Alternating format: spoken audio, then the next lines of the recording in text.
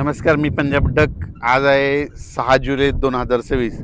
खास करून हे अंदाज आता देणार आहे केवळ कारण की पंढरपूरला जे यात्रेकरू जाणार आहेत तर ते आळंदीतून जात असल्यामुळं तर त्यांना सांगू इच्छितो की आळंदीची काय परिस्थिती राहणार आहे, नाशिक जिल्ह्याची आणि मुंबईची काय परिस्थिती आहे, त्याच्यामुळे तातडीचा मेसेज देणार आहे.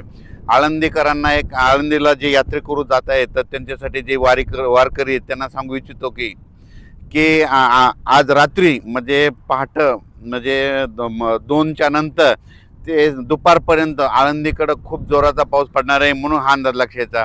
उद्या 4च्या नंतर म्हणजे 7 तारखेच्या नंतर संध्याकाळच्याला त्या पावसाचा जोर ओसरणार आहे.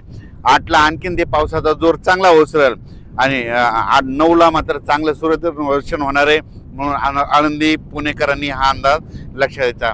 पण नाशिक जिल्ह्यातल्या शेतकऱ्याला सांगू इच्छितो की जनतेला सांगू इच्छितो की नाशिककडं काय होणार आहे.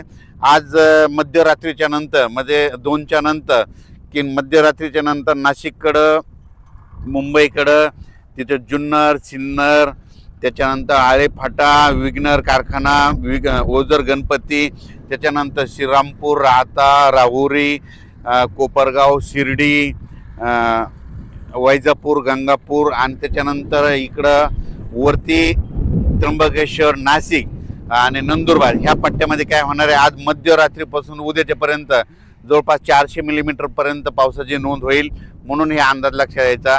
आणि त्याच्यानंतर 8 तारखेच्या नंतर तिकडला देखील पावसाचा जोर ओसरणार आहे, मुंबईचा देखील 8 तारखेच्या नंतर जोर ओसरणार आहे.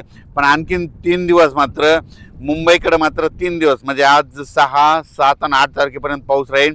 9 तारखेच्या नंतर मुंबईचा देखील पावसाचा जोर ओसरणार आहे, म्हणून हा अंदाज लक्षात यायचा.